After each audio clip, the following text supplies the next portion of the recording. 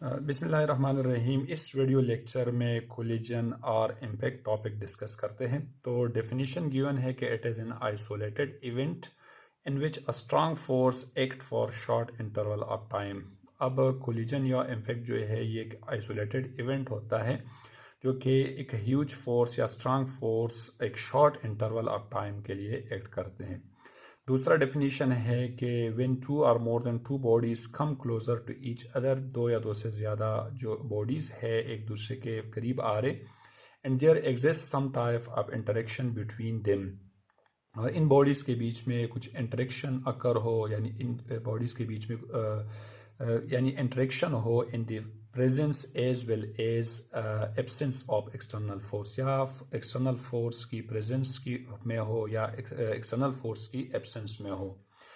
In collision the particles may or may not come in physical contact. Collision के अंदर body जो है वो फिजिकल कांटेक्ट में आ भी सकते हैं और ना भी आ सकते हैं। Collision between two balls come in physical contact. अब जैसे कि दो बॉल्स के बीच में जो कोलिजन होते हैं वो फिजिकल कांटेक्ट होते हैं। The collision between two charge particle like alpha particle scattering. अब दो चार्ज पार्टिकल यानी सेम चार्ज पार्टिकल के बीच में जो कोलिजन है वो फिजिकल कांटेक्ट में नहीं होते हैं, यानी ये दोनों स्कैटरिंग करते हैं एक दूसरे से। There is no physical contact, यानी इस तरह से चार्ज पार्टिकल्स के बीच में जो कि लाइक चार्जेस हो तो इसके बीच में फिजिकल कांटेक्ट नहीं होते हैं।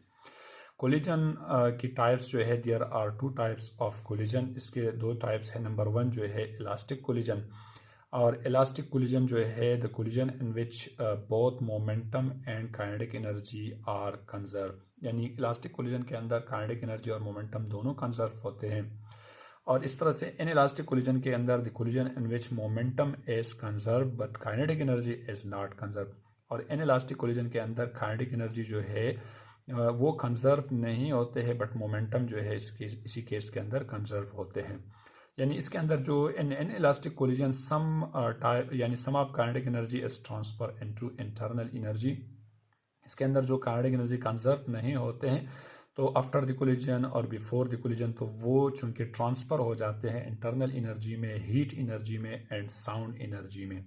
अब एग्जांपल्स पे आ जाते हैं। तो इलास्टिक कोलिजन की जो एग्जांपल्स है, कोलिजन बिटवीन स्टील बॉल्स, यानी दो स्टील बॉल्स है, इसके भी दो या दो से ज़्यादा स्टील बॉल्स के बीच में जो कोलिजन है और ये फिजिकल कांटेक्ट में भी आ जाते हैं। इस तरह से कोलिजन बिटवीन एटम्स और मॉलिक्यूल्स। अब जैसे कि एटम्स और मॉलिक्यूल्स के बीच में जो कोलिजन है ये इलास्टिक कोलिजन होते हैं, और इसी तरह से ये जो है फिजिकल कांटेक्ट में नहीं आते हैं, यानी ये फील्ड टू फील्ड इंटरेक्शन होता है इसके अंदर।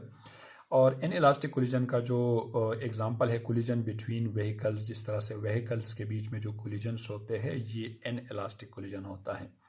तो ये था कॉन्सेप्ट कोलिजन और इम्पैक्ट रिलेटेड। अल्लाह हाफिज़।